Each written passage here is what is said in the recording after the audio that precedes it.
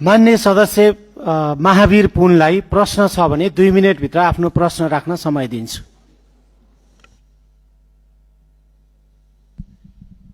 धन्यवाद सभामुख महोदय।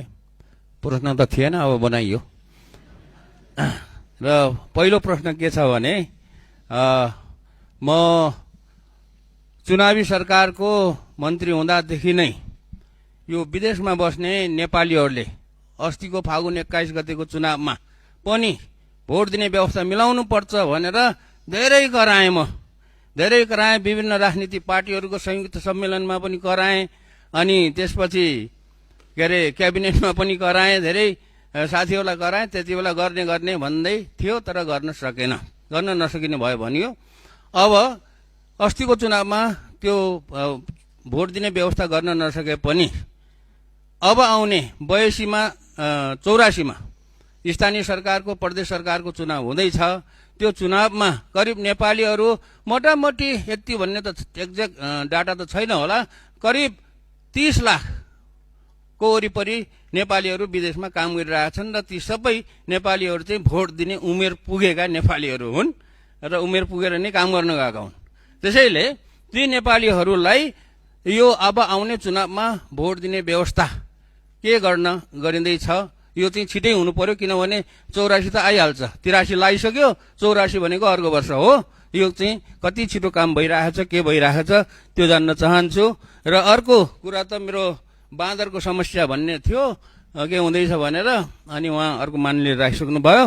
र एउटा कुरा के छ भने यो चाहिँ कम्प्लेन पनि हो, गर्नुपर्ने कुरा चाहिँ के छ त भन्दाखेरि स्थानीय तहमा चाहिँ राजस्व सङ्कलन गर्ने महालेखा नियन्त्रक कार्यालयबाट सूत्र रेभिन्यू भन्ने चाहिँ एउटा सफ्टवेयर राखेको रहेछ। त्यो सफ्टवेयरको धेरै कम्प्लेन आयो, अनि जनताहरूले चाहिँ समयमा चाहिँ पाउन सकेनन्, सेवा पाउन सकेनन्। कहिले के बिग्रियो भन्छ अरे, कहिले के बिग्रियो, कहिले सर्भर डाउन इत्यादि गर्दाखेरि यो चाहिँ धेरै पालिकाहरूबाट मलाई कम्प्लेन आएको हुनाले यो कुरा सुनाइदिनु भनेको हो। त्यो कुरामा पनि के हुँदैछ, साँच्चीकै भएर कम्प्लेन आएको हो अथवा नभएर कम्प्लेन आएको हो, त्यो कुरा पनि जानकारी दिनु पर्यो। धन्यवाद। सम्माननीय प्रधानमन्त्री।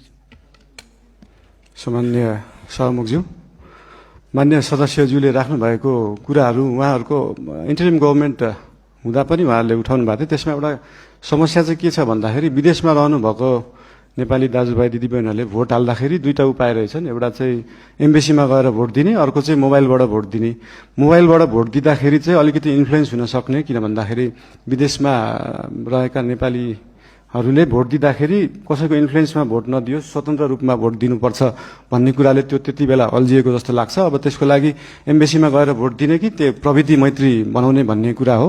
यस विषयमा चाहिँ नेपाल सरकारले छलफल गरेर आगामी चुनावमा के कसो गर्न सकिन्छ यसको लागि अध्ययन गर्ने नै छ। र बाँकी त्यो सूत्रको विषयमा हाम्रो विज्ञान यो आइटीका मन्त्रीज्यूलाई यो सम्बन्धी सुन्नु नै भयो होला, उहाँलाई चाहिँ यो सम्बन्धी तुरुन्त व्यवस्थापन गर्न निर्देशन पनि दिन चाहन्छु। हस्, धन्यवाद।